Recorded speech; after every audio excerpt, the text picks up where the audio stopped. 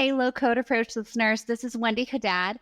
Before we jump into this week's episode, I wanted to let you know that we are starting to plan for the next season, and we want to make sure we hear from you on what is most important and relevant in terms of the topics that we'll be choosing. So if you could open a web browser and pop over to aka.ms/low code topic request, that's aka.ms/low code topic request, all one word. Fill out that brief survey on what topics and what subjects, what guests you might want to hear from. And who knows, maybe it'll make it into the next season of the podcast. Thanks so much and happy listening.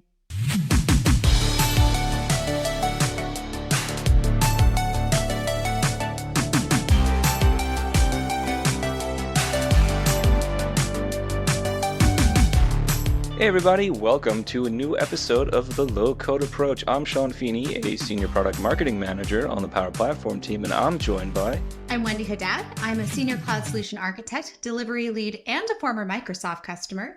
And I am joined by... Well, here we are again.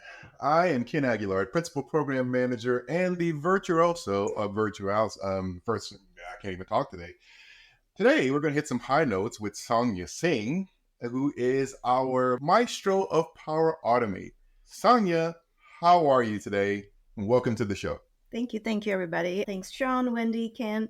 Thank you, everybody who's listening. Super excited to be here. I'm Sangya Singh, Vice President for Power Platform Automation Group here at Microsoft, and super excited to be engaging with all of you. Awesome. We're so happy to have you here. And I think just to dig into your team that you lead, does that include Power Automate Desktop, Power Advisor? Like, how do you and your team collaborate across Power Platform, actually? How does Power Automate fit in there? Yeah. So if you really just bubble up a little bit and think about Power Platform. So what is Power Platform? It's a development platform that allows you to create applications and automations. So on a really broad level, it's those two kind of things, right? Your applications can be Power Apps and Power Pages, internal and external. Automation portfolio, which is what my team runs, consists of all different types of workflow automation capabilities like, RPA, UI automation, kind of what you said, Sean, cloud-based automation, process mining capabilities. Both these capabilities, application platform and automation, is built on a standardized platform, including, Microsoft Dataverse and common admin experiences. So me and my peer Ryan, we hold portfolios of capabilities on applications, and I hold for automations. So Sangya, I'm going to confess that I used Copilot to do a little bit of research before this episode to understand more about your background.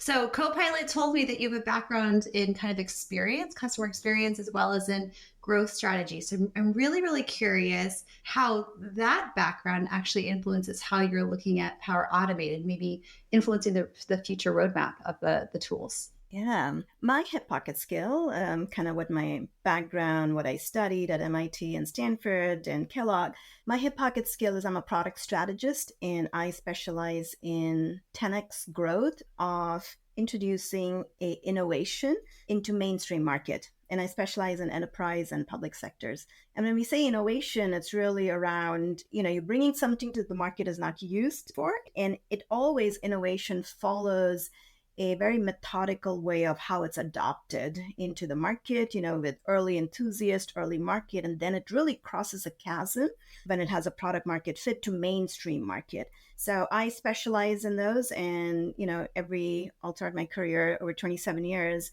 every 5 years or so, I've taken on a new area of innovation and helped it come into mainstream and adopt. And so with that background, I joined Power Platform Journey about 4 years ago, and I helped come up with solutions that unlocked customers' imagination of what they could do with Power Platform, return back to workplace. During COVID time, we came up with lots of, hospital and regional solutions across Power Platform.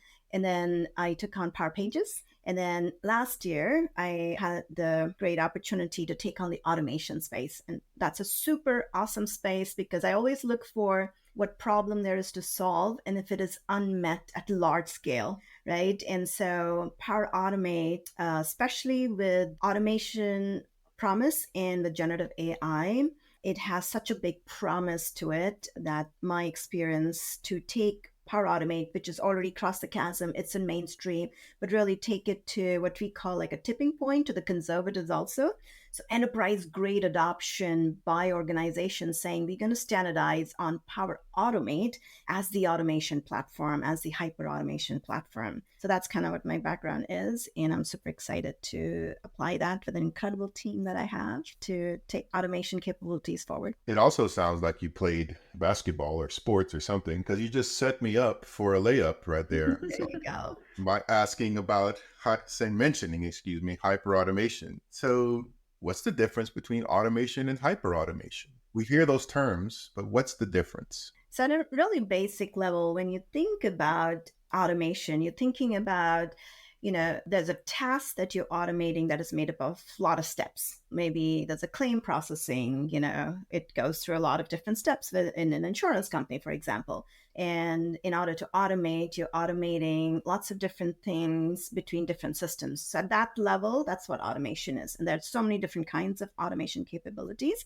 When we talk about hyperautomation, when the industry talks about hyperautomation, what they're referring to this notion that an organization is applying multiple different types of automation capabilities at scale.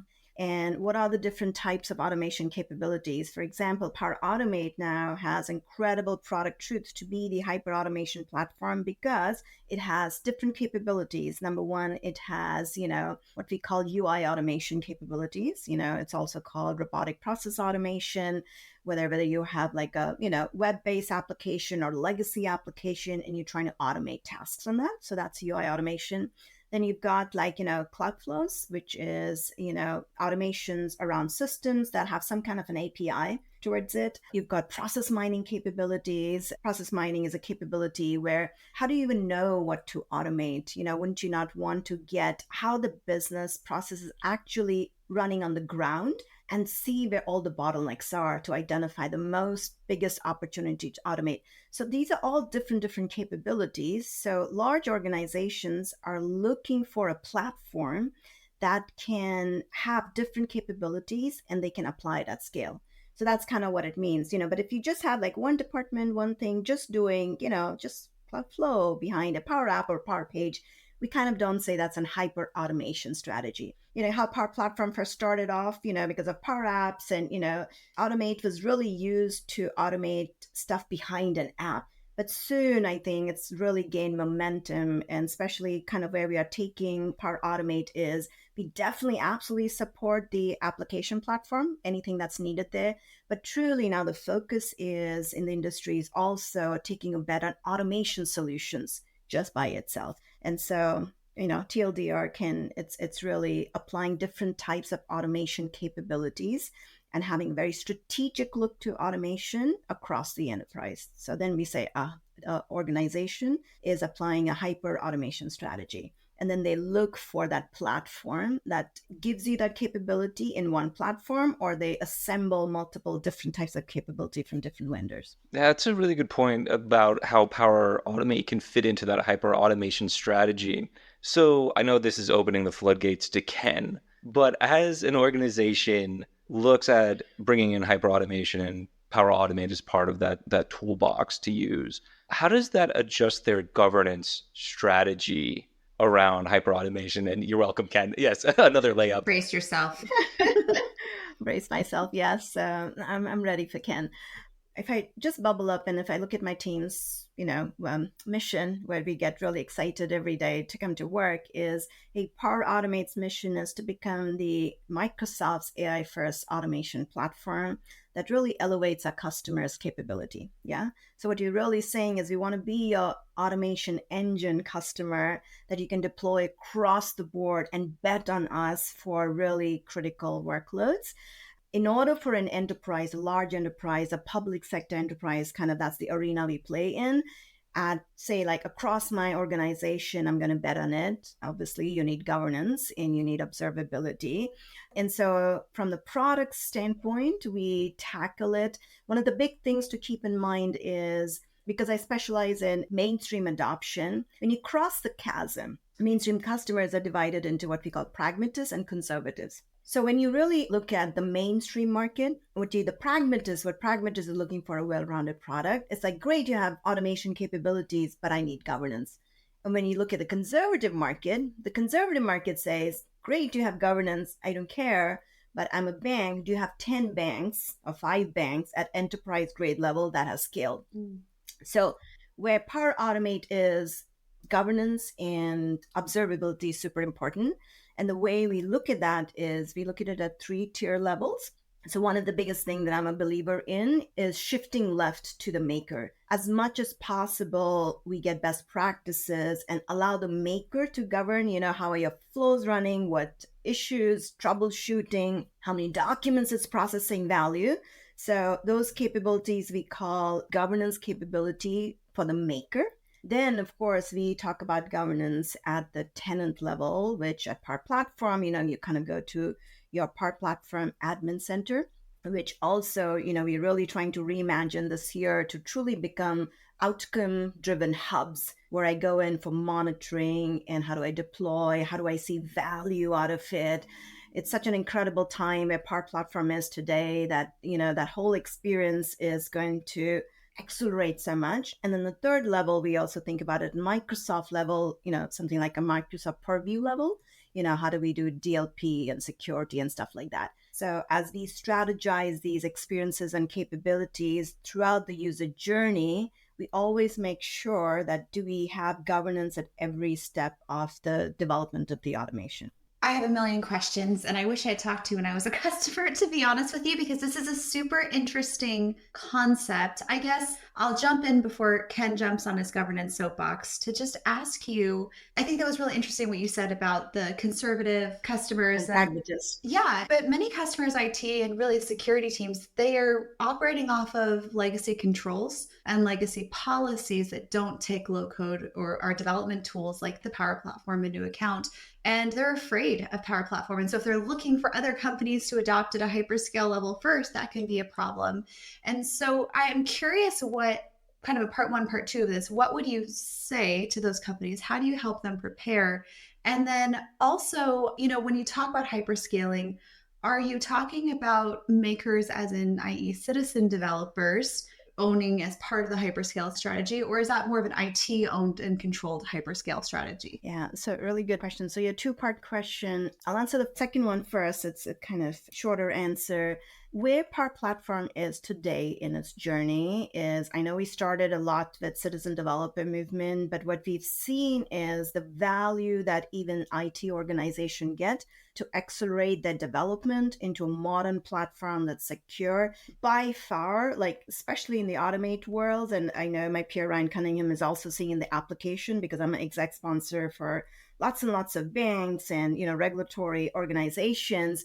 It's the IT that is adopting it. They want to get off their legacy on-prem, get to a really modern cloud-based organization. So I would say where we are seeing stuff is really around how does this Power Platform, really accelerate my development of mission critical applications. I mean, we have banks now processing salaries for the country based on that because it has that scale and that level of depth to it. So I would say when we now are looking at most of the stuff, we kind of really looking at, wow, large organizations are betting on us when we think of governance, and they're pushing the boundaries of the types of application and the processing that they're doing and what a citizen developer would do with just for their little process. So most of the focus is, most of the draw of the enterprise when they're betting on Power Platform is definitely also IT adopting it. So we absolutely have to think about that. We absolutely have things for the makers to make it easy for them to understand ALM, because it's really hard for makers to understand, and they'll do, Power Pipelines and stuff like that. But I would say when I go talk to large organizations today, and almost 3 a week I talk around, and they want to standardize their automation platform, they are looking at, hey, we have these 4,000 .NET stuff, or, all these automation that's really, it's on a platform that no change management can, and I need agility because they need to adapt faster and faster. And so Power Platform kind of offers that. So that's the question around that. And then I think the first one was around the pragmatists and the conservatives, and they're kind of afraid to look at examples of other organizations adopting it at hyperscale, and how would you address that? I would just say, like, it all comes down to, it's not a technology play. Like, every time we just talk about it's about just technology. It is, at the end of the day, I think it is, what is their transformation agenda? What is it that they want to achieve? And do they have a platform that allows them to get there faster, that allows them to get them with the right level of performance and security? Is it going to take them months, or is it going to take them weeks, but still have the robustness and their brand, their reputation, their guardrails, their policies, their requirements? So that's kind of, our platform is the most unparalleled platform out there that allows you to have end-to-end innovation, right? All the way from applications to chatbots to automations to analytics. So any new technology and innovation, if it's not adding value, the way it gets adopted is, if it's not adding value, it won't go beyond a certain department or certain use cases of a department. But as soon as the flywheel starts, people actually starts to see value. Wow, I'm able to process more. There are less human errors. I'm getting a better customer service. Or if it's an internal operations are better. And we're making the life of our human workforce much more better. You're really just setting me up for all of these things. Like, my next questions were going to be about ROI and total cost of ownership and how do we lower those and so on. So let me start off by saying, I'm not going to get on my governance soapbox. Sorry, folks that are out there. I covered it for you, Ken. Thank you. You did. But I will say that, governance and security should always be an enablement factor for growth and whatnot and adoption of the platform. You set those things up first, then adopting things becomes so much easier. Now, given all that you've said, let's maybe talk a little bit about the roadmap. You talked about human interaction. Well, what about copilots? Yeah. What about AI? And what are we doing there? And how does that now factor into lowering the total cost of ownership of the platform, return on investment for buying premium licenses, for example? And what do you get out of that now? Can you speak to us about that? Yeah. So as a product builder, it's just the most exciting time to be part of such a major advancements in technology and how we can apply the technology to help boost the automation platform. So I will answer that in a few layers. The number one thing, anytime we have a platform or a product, I hone in the team with what are the customer promises. So I'll just quickly talk about it. There are 4 customer promises that almost my team kind of looks through that lens when we decide kind of what to do. And it will address a little bit of how AI and human and AI comes together. So the first one for us is super important, is customer promise around harmonious automation. And it is all around Power Automate is going to give enterprise grade automation, Gen AI based automation, harmoniously living together with human ingenuity, because our automation is generative AI based, because we know generative AI can now reason over so much data and intent and orchestration, even of automations, or even understanding of UI and screen. And so we're going to see all sorts of advancements, and I'll kind of talk about it, what kind of advancement, but that AI-based automation has to harmoniously live next to human ingenuity. The roles of the humans are going to change. They're going to work together. We're going to go from a world of teams of people working together to get an prescribed automation done to teams of people and copilots. Copilots almost like a virtual workforce that we're enabling, working together, humans teaching and orchestrating the copilots that are going to get more and more autonomous too. So harmonious automation is super important. We always think about not just doing technology for the sake of technology, but always thinking about, because we build those experiences that humans can test and teach and guide the copilot. The next 3 customer promise, I'm just going to go really fast, which is really around, second one is really around being trustworthy and reliable, because people are running automations. Third one is all around business process excellence. Our customer promise, at the end of the day, it's just not one automation. Our customers' business process is all the time evolving. So it has to be continuous business process. And the third one we always look at is measurable customer value. We just don't do it for the sake of doing, just getting that mile. All that is like a lagging indicator. but there's got to be true customer value, right? In our personal lives, we know, like, if you don't have value, we don't pay for it. It might be cool to try it. You can have, but when you say, do you want to pay for it? It has to have tangible value. So those are the lenses we kind of take a look. And as far as how the Copilot revolution, the power of generative AI models is influencing our roadmap, is 2023 was really around how can we have a Copilot assisted experience, right? Whether we are authoring an automation or whether you're governing an automation, how can I have an assistant next to me ask all the questions and really help me build a robust automation? Awesome. And we're going to continue down that path. What we're going to see in 2024 across the industry and across our platform also, with so much more advancement done again between November and January, these large language model, almost every 3 months, we are finding better and better capability. What we're going to see is just moving large language model that helps you summarize stuff, helps you with creation, now is able to act. So we truly see automation, like autonomous automation. So there's this term in the industry where we're going towards a zero touch enterprise, where you will start to see autonomous co-pilot doing job on behalf of a department, claim processing autonomously rather than just co-assisting, right?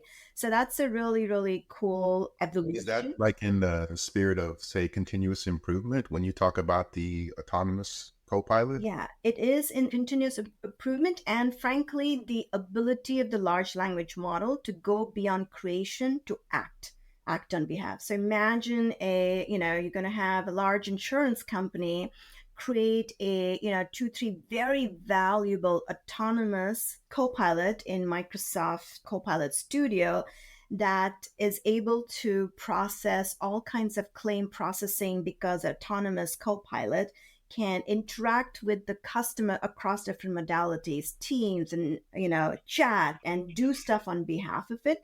But the humans, the maker, is going to give the guardrails to that custom copilot and say, here are the policies that you need to, here are the connectors you need to use, here are the automation that I've created in Power Automate, here's the knowledge base. And the large language model, basically, to become autonomous, orchestrates and reacts to events and triggers and make that happen. So you start seeing, like, in the industry now, like, if you see, they call like agentic capabilities of large language model.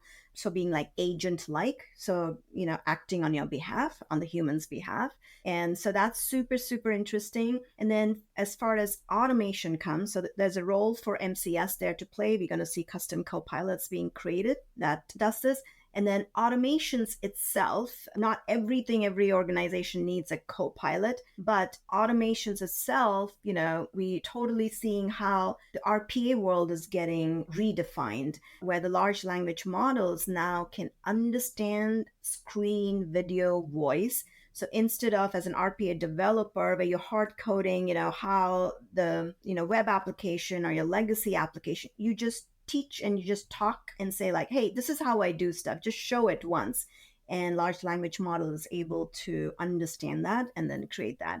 So those are all the great advancements we're going to see. We're going to see Copilot assisted experiences, and then we're also going to see a lot of dynamic automations, autonomous automations in 2024. So that's 2024. I'm going to ask a more future-ish question. Well, limited futurist question. What about 3 years from now? How do you see Power Automate and all the advancements in Power Platform, end-to-end, Microsoft Copilot Studio and whatnot? Like, how do you see that coming together to drive that unified experience for organizations safely and securely and fully governed? But in 3 years, I know it's like very hard for someone like me to look that far in the future, but how do you see that coming together? Yeah. So that's kind of, I was talking about, most of the pundits and the gurus around this world are kind of like looking through, as they're seeing the progression of the reasoning ability of these large language models getting more and more sophisticated, large language models getting even multimodal now, really being sophisticated. So there's this notion of, hey, we might be moving towards a zero touch enterprise. That's why automation is becoming such a C-suite conversation, AI and automation. And when I say automation, sometimes automation is power automate capabilities, but automation is also a solution, right? That in a very dynamic way, instead of maybe the world of the applications is going to change rather than having just an application in a frame, maybe the application serves up dynamically in the flow of the user. And so if truly it is a lot we can offload to these large language models because they are getting really powerful, I believe you're definitely going to see the role of the human workforce changing. We're going to see major shifts, we believe, in the next 5 years as we have, like I said, instead of people working together, you're going to have people and co-pilots running businesses together, not just, co-creating assisted, but really, really running together. And anytime that happens, we have to obviously do it very responsibly. We always talk about, when the word processor came out, the roles of the typist went away. We have like so many employees at Microsoft, I don't know, 230 or so, 1,000 employees, not a single typist. But overall, it changed it, but it gave us so much more productivity. It's a very great conversation that we see within customers, we see within my team. We're like, hey, are we going towards stuff that displace jobs? That's frankly the thing that comes to mind. But I think as we look at most of the major evolutions, especially technology based, it's the role that changes and the overall society needs to benefit from it, right? And so it's going to be super fascinating. I'm very excited about it, how the organization adapts, and then the right regulation comes into being. People are kind of like, hey, large language model have hallucinations because it's trained to say things with confidence, right? And so that can come across, but that's okay in the sense the more you'll find usage, the more hallucinations will surface in the early part of a technology. And the more the hallucinations surface, it's engineers like us, it's organizational, responsible AI guidelines kind of get created and solved. I love the Impromptu by Reid Hoffman. He kind of talks about like when fire and wheel also came up, everybody was nervous, but now we have regulations around where barbecues can be set up. Wheels, we have speed limits. So he's like, it's okay, hallucination, but guess what? The more it uses, the more smart people, creative people at the large language model, at Microsoft level, at Power Platform level, at Power Automate level, will start to create ways to resolve that. So 5 years, zero touch enterprises, really elevating, really I'm hoping for a world and organization where truly the organization and the human workforce capability is elevated. And it's a new world that we'll be running our work in. I am also a realistic optimist. And so I'm resonating with everything that you're saying. I love your courage to be willing to touch on these issues because these are the customer concerns and you're cutting through the marketing and you're getting right to the point. And so thank you for your transparency. I know your day was very packed and you carved out some time to talk to us. So thank you so much. As we're landing the plane here, was there anything we didn't ask that you most want to tell your users of your product and make sure that they're aware of? So first of all, thank you for the opportunity. I had a fantastic time and it went by so fast. And what I would say is anytime something so novel and new with so much promise that comes out in the market, it does come, we are wired, it does come with fear. But I would say that, there are two types of mindsets we can have. Are we playing not to lose? Are we playing to win?